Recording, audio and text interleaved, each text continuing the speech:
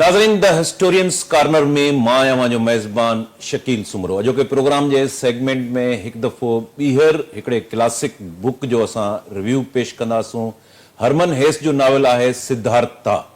Siddhartha novel में उनजो theme कहिड़ो आहे, उनजो अहम पैगाम कहिड़ो आहे, उनजो मक़सदु कहिड़ो आहे ऐं इहो नावल कॾहिं पब्लिश थियो ऐं कहिड़ी ॿोली में पब्लिश थियो। अॼोके प्रोग्राम में पाण नावल जे समूरनि पासनि ते ॻाल्हाईंदासूं। प्रोग्राम में असांखे जॉइन कयो आहे डॉक्टर करीम ख्वाजा साहब।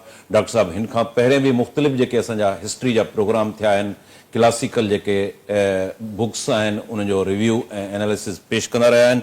डॉक्टर साहब खे प्रोग्राम में भलीकार चऊं था। डॉक्टर साहब अॼोके प्रोग्राम जे सेगमेंट में हिकु दफ़ो ॿीहर हिकिड़ो क्लासिक बुक जेको आहे उनजी असां चूंड कई आहे ऐं जर्मन नावल निगार आहे हरमन हेस जो नावल सिद्धार्था। सिद्धार्था जो थीम छा आहे, तव्हां उनखे किथां शुरू कंदव? ऐं मां इहो बि चाहींदुसि त जेको नावल निगार आहे हरमन हेस उन जे बारे में बि कुझु तव्हां ॿुधायो। महिरबानी शकील साईं। इहो हरमन हेस जो तमामु जग मशहूरु नावल आहे सिद्धार्था।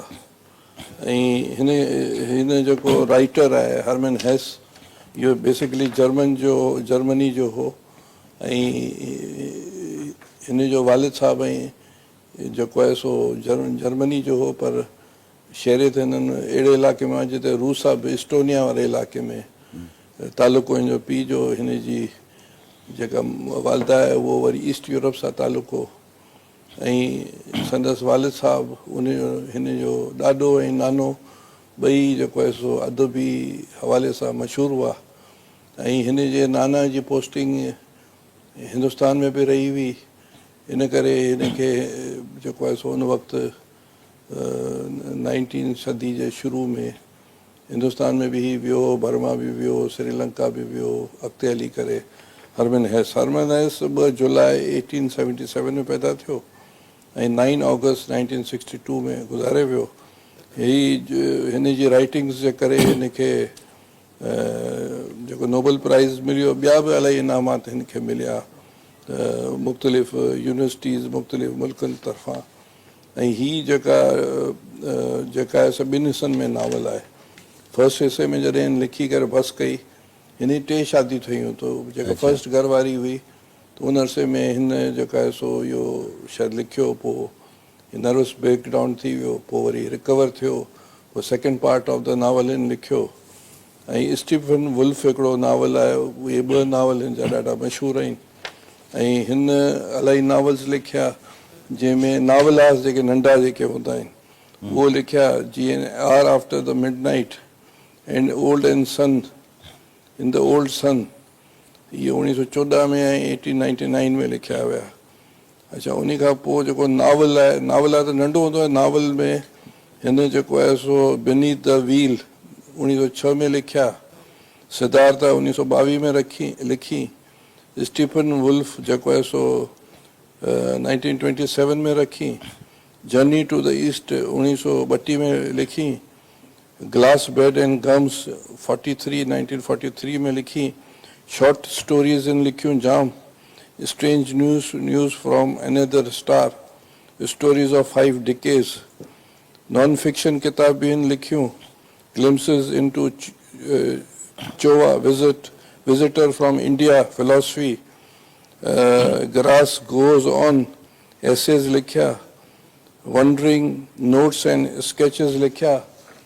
ऐं उन खां पोइ पोइट्री बि हिन कई, पेंटिंग बि कई। पोइट्री में हिन जेके पोइम्स लिखियूं 1899 खां 1921 ताईं, crisis, pages from the diary, इहा बि हिकिड़ी पोइट्री आहे, houses in the garden and other poems. ऐं उन खां पोइ फिल्म्स बि इन जूं इलाही ठहियूं, मसलन सिद्धार्था ते फिल्म बि तव्हांखे मिली वेंदी, स्टीफन वुल्फ ते बि मिली वेंदी। Poem I set my foot upon the air and it carries me. त हीअ तमामु हिन में डाइवर्सिफाई जेके सो क्वालिटीज़ हुयूं। हीअ जॾहिं हिन जेका 3 शादी ठहियूं, त जॾहिं पहिरीं शादी ख़तमु थी, पहिरीं शादी जी जेका घरवारी हुई उहो मेंटली सिक हुई, चवनि था शिज़ोफ्रेनिया हुई जेके लिखल आहे किताबनि में, पोइ हिन जी बि डिस्टर्ब थी वियो। ऐं उन खां पोइ ॿी शादी कई, पोइ ही थेरापी बि पंहिंजी कराई।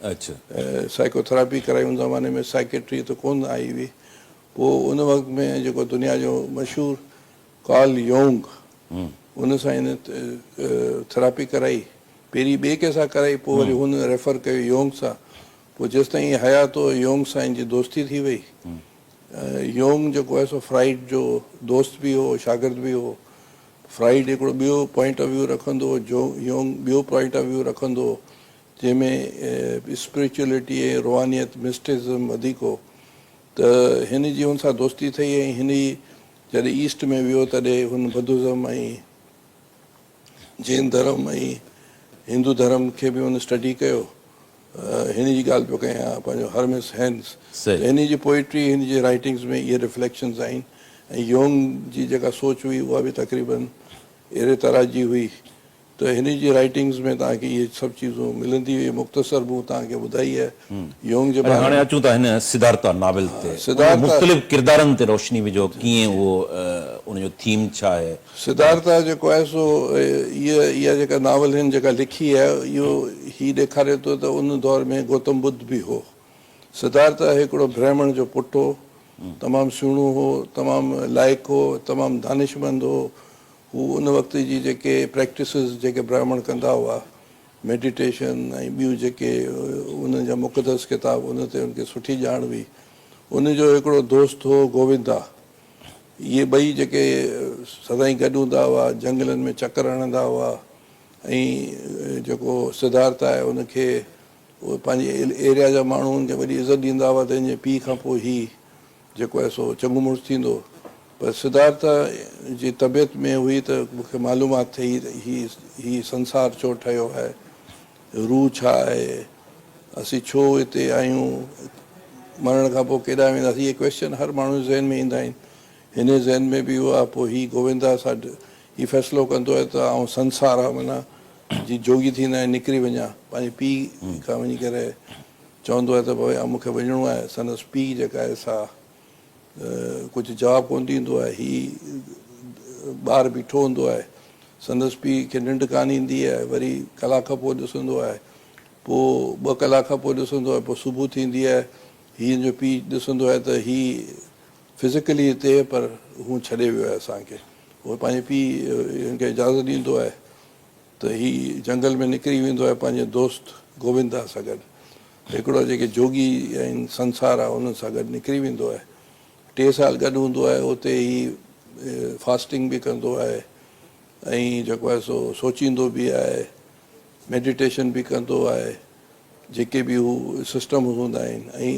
सिखी बि वेंदो आहे सभु चीज़ूं सोच फास्टिंग ऐं मेडिटेशन ऐं पोइ हीउ चवंदो आहे गोविंदा खे यार हिते त मज़ो कोन ईंदो अञा छा सिखबो इलाही चीज़ूं आउं मुतमिन कोन आहियां पोइ हीअ मोकिलाईंदा आहिनि हुन सां संसार सां पोइ हिननि खे ख़बर पवंदी आहे त गौतम बुद्ध जेको आहे सो हुन दौर में हिकिड़ो अज़ीम स्कूल ऑफ थाट रखंदो उते वेंदा आहिनि गौतम बुद्ध सां ख़बरूं ॿुधंदा आहिनि ऐं हिन जो जेको दोस्त हूंदो आहे गोविंदा उहो उनजो चेलो थी वेंदो आहे गौतम बुद्ध जो हीउ जेको आहे सो चवंदो आहे त मूंखे इज़त आहे पर हीउ ॿुधण ॿी ॻाल्हियूं आहिनि हर इंसान खे हर माण्हू खे जेको आहे सो औरत हुजे मर्द हुजे हुनखे जेको आहे सो एक्सपीरियंस पाण विज़डम जेको आहे सो पंहिंजे तजुर्बे सां ईंदी आहे ॻाल्हियूं ॿुधण सां या रिचुअल सां या मुक़दस चीज़ूं पढ़ण सां कोन थींदियूं आहिनि मुक़दस एक्ट करण सां सो हीउ हुन सां मोकिलाए वेंदो आहे गोविंदा खे ऐं पोइ ॾेखारींदा आहिनि त हिनखे हिकिड़ो फिशरमैन फेरीमैन जेको ॿेड़ी हलाईंदो हुन सां थींदो आहे त हू चवंदो आहे त बाबा मूंखे जेको सबक़ु हीअ दरिया ॾींदी आहे ऐं पोइ हीउ उतां हुनखे चवंदो आहे मूंखे ॿिए पासे छॾ हू हुनखे छॾे ईंदो आहे ॿेड़ी में हीउ शहर पासे वेंदो आहे शहर में हिनखे कामाला हिकिड़ी ख़ूबसूरत दरबार हूंदी आहे उन सां राब्तो थींदो आहे हीअ ज़िंदगी में कॾहिं बि माई सां राब्तो कोन कंदो आहे माई चवंदी आहे त बाबा तोखे छा अचे थो हिन चए थो मूंखे हीअ 3 चीज़ूं अचनि थियूं बुख हिकिड़ो फास्टिंग करणु अचे थो सोचणु अचे थो लिखणु अचे थो ऐं पंहिंजो इहे चीज़ूं अचनि थियूं ऐं मेडिटेशन करणु अचे थो चई इहा काफ़ी कान्हे दुनिया में तूं महिनत कर मुंहिंजो हिकिड़ो आहे हमरा उन सां तूं वञी करे मिल हुनखे तुंहिंजी भारत कंदो पोइ हुन सां ई कारोबार कंदो आहे या हुनजे अंडर कमु कंदो आहे। माई चवंदी तूं बराबरी जेके मूंखे तोखे हासिलु करिणो आहे त तूं पैसा इकठा कर। पोइ रातो राति ही पैसा कमाईंदो आहे, ही नशा बि कंदो आहे, जुआ बि खेॾंदो आहे, अयाशी बि कंदो आहे, हिन माई सां बि गॾु रहंदो आहे, इहा सालो साल हलंदो आहे, ही पैसे वारो थी वेंदो आहे, जाइ ठाहींदो आहे। पोइ हिनखे ज़हन में उहो ई हूंदो आहे त यार मुंहिंजे इहा चीज़ काफ़ी कान्हे। पोइ हिकिड़े ॾींहुं जेको आहे सो ख़बर पवंदी आहे त हीउ निकिरी वेंदो आहे, वरी उहो छॾे करे वरी जंगल पासे निकिरी वेंदो आहे। उन अरसे में यानी महल में ऐश इशरत जी ज़िंदगी में इनखे सुकून नथो मिले। न ई छॾे वेंदो हलियो। पोइ वरी हीउ जेको आहे सो इन द मीन टाइम हिनखे ख़बर कान हूंदी आहे, पर हू माई जेका सां प्रेगनेंट थी वेंदी आहे। अॻिते ख़बर पवंदी आहे त जेको ॿारु हूंदो आहे हिन जो हूंदो आहे। ठीकु आहे, हीउ निकिरी वेंदो आहे, ॿेड़ी वारे सां वरी टकराव थींदो आहे फेरीमैन सां। फेरीमैन हिनखे चवंदो आहे त चई आउं तोसां गॾु रहां। पोइ हू चवंदो आहे त बाबा जेको दुनिया जो सबक़ु आहे हीउ मूंखे दरिया मां मिलंदो आहे। दरिया ख़ुशि कीअं थींदो आहे, दरिया खिलंदो कीअं आहे, दरिया जा माण्हू जेके हिते ॿेड़ी में ईंदा आहिनि, ऐं जेको नेचर सां जेको थींदो आहे, हिते मगरमच्छ बि आहिनि, मच्छियूं बि आहिनि, हुनजो पोइ हीउ हुन सां गॾु रहंदो आहे ऐं गॾु जेको आहे सो सिखंदो बि आहे, रहंदो बि आहे, कमाईंदो बि आहे।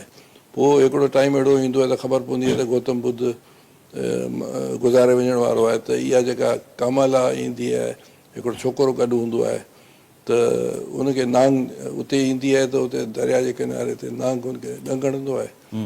हुन हीउ जेको आहे सिद्धार्था जो हुन माई चवंदी आहे त बाबा हीउ पुटु तुंहिंजो आहे, ऐं पोइ माई मरी वेंदी आहे।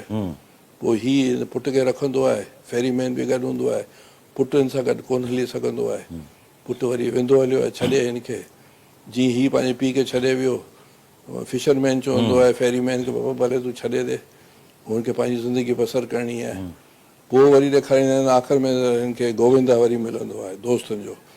उहो हिनखे सुञाणंदो कोन्हे, उहो ई बुद्ध हूंदो आहे, गौतम बुद्ध जो चेलो हूंदो आहे। त उहो चवंदो आहे त भई तूं मूंखे कोन सुञाते, तूं छा सिखे? हुन चयो त आउं सिद्धार्थ चयो त आउं सिखां पियो। चए तूं छा सिखे? चई भई मूं त इहो सिखियो आहे त हीउ जेको संसार आहे, जेको नेचर आहे, इहो जेको इंसानु आहे, इहो जानवर आहे, इहे जीत आहे, इहे वण आहिनि, इहे जेके चीज़ूं आहिनि उहे हिकु चीज़ आहे, सभु कनेक्टेड आहिनि ऐं हार्मनी हुजणु खपे, ऐं ख़ुशी बि करे, गमी बि करे, संसार सां बि रहे ऐं मेडिटेशन बि करे। हू इहे ॻाल्हियूं चवंदो आहे। आख़िर में हू त चवंदो आहे त चङो तूं मुंहिंजे हिते किस कर। हू हुनखे किस कंदो आहे त हू जेको गोविंदा खे बि इनलाइटमेंट मिली वेंदी आहे, जेका हिन में हूंदी आहे पंहिंजो सिद्धार्थ में। ऐं पोइ ॾेखारींदा आहिनि त हीउ आख़िर में चवंदो आहे त बाबा हीउ सभु इल्यूजन आहे टाइम, ऐं जेको आहे सो ख़ुशी बि इंसान खे करे, गमी बि इंसान करे, वक़्तु बि सुठो गुज़ारे, ॿार बच्चा बि थियनि, शादी बि थिए, हर चीज़ कनेक्टेड आहे। ऐं इहो मैसेज हू ॾियणु चाहींदो आहे। डॉक्टर साहब, जीअं तव्हां ही शानदार हिकिड़ो नाविल आहे ऐं तव्हां उन मुख़्तलिफ़ किरदारनि खे, उन थीम खे तव्हां वाज़े कयो। सिद्धार्था जेको कैरेक्टर आहे उहो हले थो ऐं उनखे हिकिड़ो गोविंदा दोस्त मिले थो, पोइ वरी कामला अचे थी उनजी लाइफ में, उतां उनखे प्यारु मिले थो, ऐश इशरत जी ज़िंदगी गुज़ारे थो, ऐं पोइ ॿेड़ी वारो जेको नाखो आहे उन सां हुनजो रब्त थिए थो पियो, ऐं उन में दरिया जो ज़िक्र अचे थो। दरिया खे अव्हां कीअं डिस्क्राइब कंदव? नदियुनि, दरियाउनि, समुंड जे ज़रिए हिकिड़ी सिविलाइज़ेशन बि अचे थी पई, ऐं हू दरियाउ जे ज़रिए हुनखे ज़िंदगी जा राज़ सम्झाए थो। दरिया खे थोरो तव्हां हीउ जेको आहे तव्हां चओ त हीउ गौतम बुद्ध सां बि मिलंदो आहे, पर वञी आख़िर में मुतमिन थींदो आहे हिन फेरीमैन सां, जेको मछेरो हूंदो आहे या ॿेड़ी हलाईंदो आहे। उहो चवंदो आहे त बाबा सॼी ज़िंदगी मूं जेका आहे सा इन दरिया खां हर चीज़ सिखी आहे। हीअ सिविलाइज़ेशन बि आहे, हिते ख़ुशी बि मिलंदी, हिते गमी बि मिलंदी, हीअ तोखे सबक़ु बि सेखारींदो, दरिया खिलंदो बि आहे, दरिया हर चीज़ सेखारींदो आहे। ऐं हीअ जेको आहे सो हिन नावल जे हिसाब सां हीअ जेको सिद्धार्थ आहे जो हिकिड़े तरह सां हिन इनडायरेक्टली हिन नावल में हू हुनजो जेको आहे सो मैनेटर थी वेंदो आहे, फेरीमैन। आख़िर में इहो ई थींदो आहे कि फेरीमैन वरी चवंदो त बाबा हाणे आउं वञा थो वरी जंगलनि में, पोइ हीउ अकेलो हुते रहिजी वेंदो आहे, दरिया जे किनारे वेठो हूंदो आहे सिद्धार्था। त हीउ जेको आहे सो ओल्डली जेको आहे सो हिंदुस्तान जेको सब कॉन्टिनेंट में त दरियाई कल्चर हुआ, इंडस हुजे या सरस्वती हुजे या ॿियूं जेके रिवर्स आहिनि, गंगा जमुना हुजे, त रिवर्स ते त सिविलाइज़ेशन ठहियूं आहिनि, रिवर्स मां माण्हुनि सबक़ सिखिया आहिनि, रिवर्स सां माण्हू गुज़र कयो आहे, रिवर्स सां माण्हू जेके गुज़ारे वेंदा हुआ त उहो जेके बि रस्मूं उते थींदियूं हुयूं, ऐं रिवर त हिकिड़ी मेटाफॉर तौर ते पेश कयो वियो आहे। ऐं ख़ुशूसन ईस्टर्न कल्चर में ऐं ईस्टर्न सिविलाइज़ेशन में वो दजला फराद हुजे, दरिया नील हुजे या यंग रिवर येलो रिवर हुजे, त उते मिसिसिपी हुजे अमेरिका में, उते त रिवर्स। डॉक्टर साहब ईस्टर्न कल्चर जी ॻाल्हि कई आहे, हिन नाविल जे हवाले सां बि असां ॾिसूं था, जेको तव्हां ॿुधायो था त उनमें रूहानियत जी ॻोल्हा जी तलाश जो ज़िक्र असांखे मिले थो, पाण सुञाण जो ज़िक्र मिले थो पियो।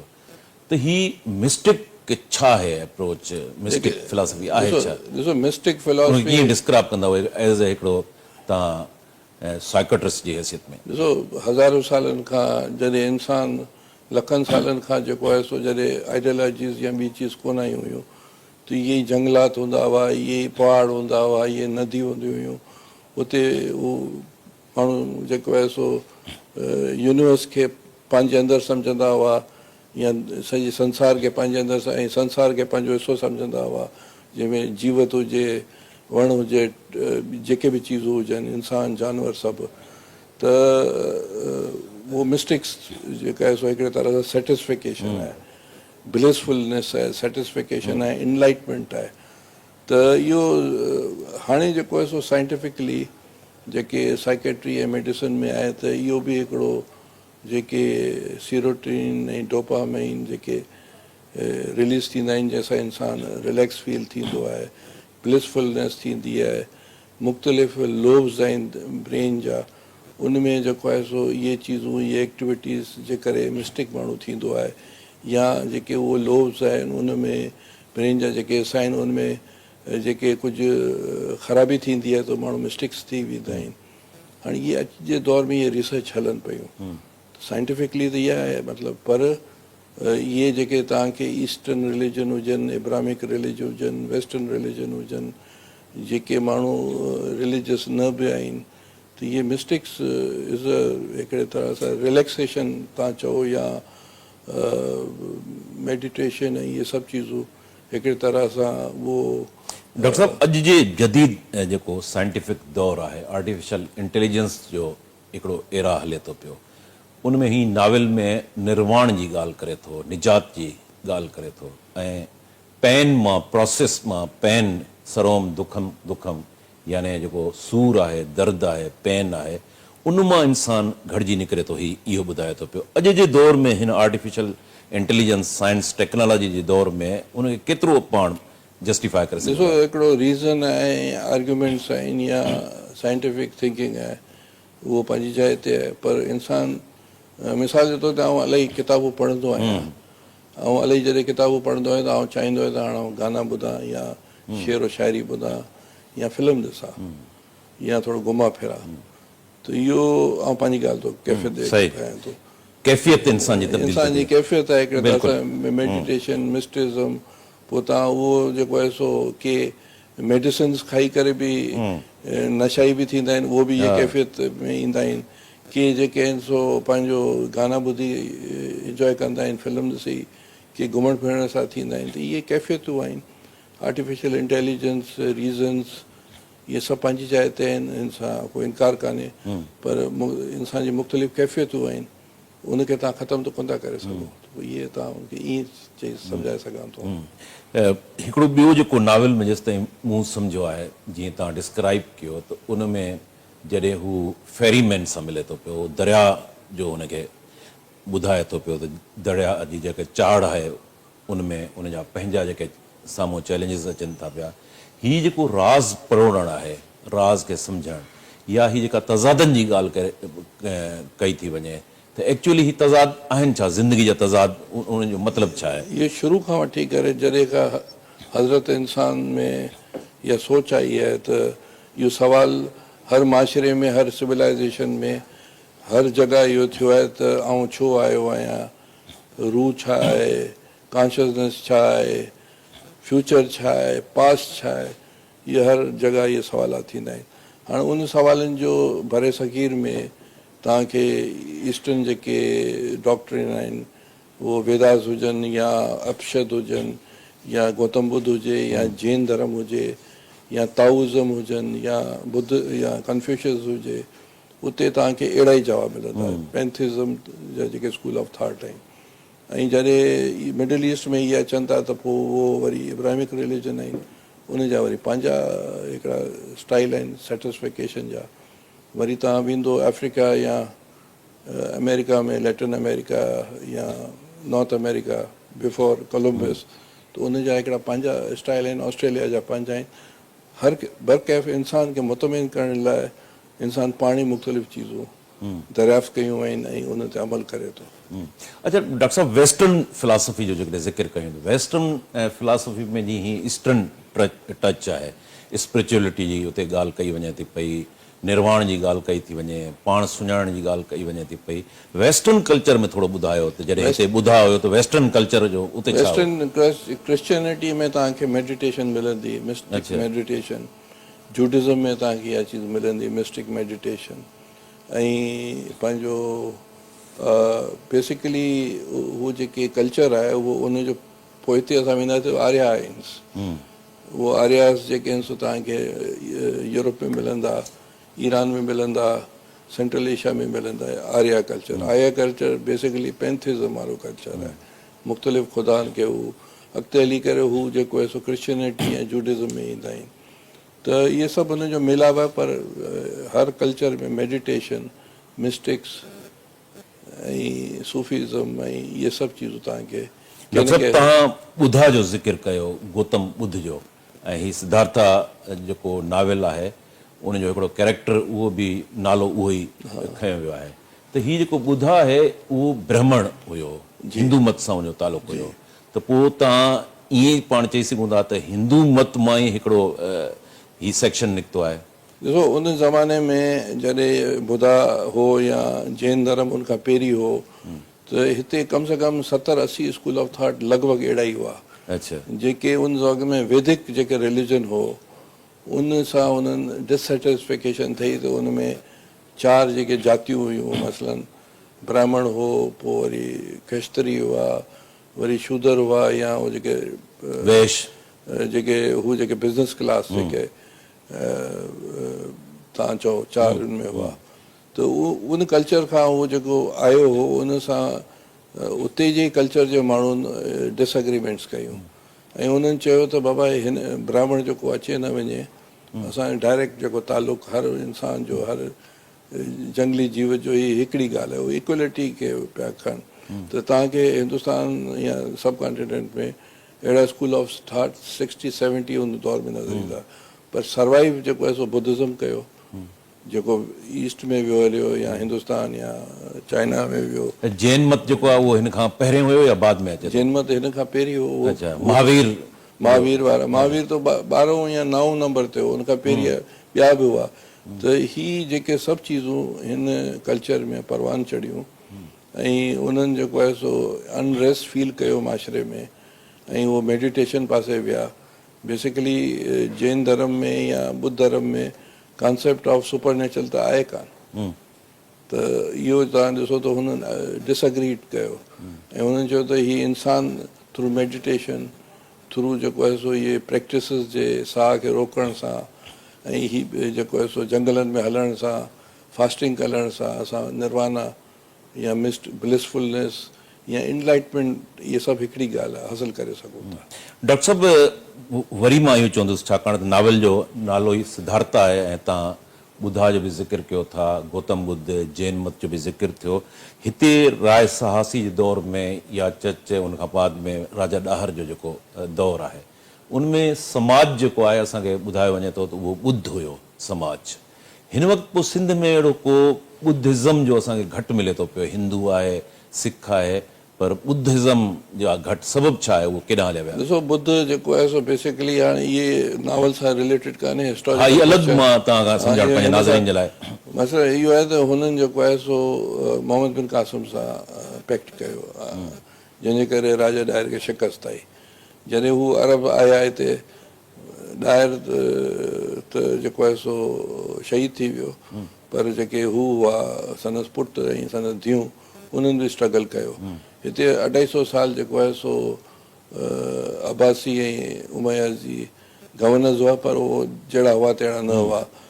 पोइ जॾहिं हिननि जेको बुद्धनि जेको कयो, चवनि था त छा जो ज़ाती तौर ते मूंखे सिंध में बुद्ध जा निशान इलाही घटि नज़र था अचनि, जैन धर्म या हिंदू धर्म जा। कन्वर्शन थी, हू मुस्लिम उहो कन्वर्ट थी विया, ओके सही, हुनखे कन्वर्ट कयो पियो। अच्छा, जेको हुननि जेको बि कई हुनखे कन्वर्ट कयो पियो। ऐं जेके हिंदू धर्म जा हुआ उन्हनि फाइट ॾिनो। तव्हां ॾिसो न, गुजरात में बि जेको आहे सो मेजॉरिटी हिंदुनि जी आहे, राजस्थान में बि हुननि जी आहे, कच्छ ऐं काठियावाड़ में बि हुननि जी आहे, महाराष्ट्र में बि हुननि जी आहे। हिते हुननि डायर वारा जंग कयूं, हू हुननि सां कोन ठहिया त हुनखे मजबूरन कयो या उहो थी विया, ॿई ॻाल्हियूं आहिनि। इहो हिस्टोरिकल ॻाल्हि आहे, नावल सां रिलेटेड कोन्हे। न बिल्कुलु। तव्हां सवाल कयो आहे त मां तव्हांखे जवाबु। सर, लास्ट क्वेश्चन नावल जे ई बारे में। हिन नावल जा तव्हां कैरेक्टर खयां, उनमें उनजो जेको सिद्धार्था जो सफ़र आहे, पोइ दरिया में कामला जो ज़िक्र अचे थो, उन गोविंदा जो ज़िक्र अचे थो पियो, त हिन जो थीम छा आहे, लास्ट पैगाम छा आहे, हिन जो मैसेज छा आहे नावल जो? कि यूनिवर्स इंसान जे अंदरि आहे, इंसान यूनिवर्स में आहे, ये इंसान, जंगली जीत, वण, जानवर ऐं पंहिंजो जेको आहे सो स्टार्स, ॿियूं जेके ब्लैक होल्स, उहे सभु चीज़ूं जेके so one and same thing आहे। जेको गौतम बुद्ध जी बि त लॻभॻि इहा ई टीचिंग आहे, ऐं हिंदू धर्म में बि जेको आहे सो अहिड़ी तरह जी टीचिंग आहे पैंथिज़म जी। त इहो हरमिन हस जीअं त हिंदुस्तान ईस्टर्न फिलॉसफी सां मुतासिर हो ऐं जर्मनी क्राइसिस में हो। हीउ जेको वॉर जेॾीमहिल जर्मनी फर्स्ट वर्ल्ड वॉर हाराए वियो, उनखां पोइ लिखी वई, ऐं हीउ पाण बि क्राइसिस में आयो, ऐं पोइ इन करे ईस्टर्न कल्चर खे हुन जेको आहे सो उन मां सेटिस्फाई थियो ऐं इहा नावल हुन लिखी। महिरबानी डॉक्टर करीम ख्वाजा साहब। नाज़रीन, हरमन हेस जे नावल सिद्धार्था ते डॉक्टर साहब उनजो तफ़सीली जेको आहे उहो एनालिसिस कयो ऐं उन क्लासिक बुक जो जेको आहे रिव्यू पेश कयो। असांजी कोशिशि हूंदी त ईंदड़ प्रोग्रामनि में बि इन क़िस्म जा जेके क्लासिक बुक्स आहिनि या जेके हिस्ट्री जा इवेंट आहिनि, उहे पंहिंजे नाज़रीन जे आॾो असां उन्हनि जे आणींदा रहूं। हिते पंहिंजे मेज़बान शकील सुमरो खे ईंदड़ प्रोग्राम ताईं इजाज़त ॾींदा। अल्लाह वाहे।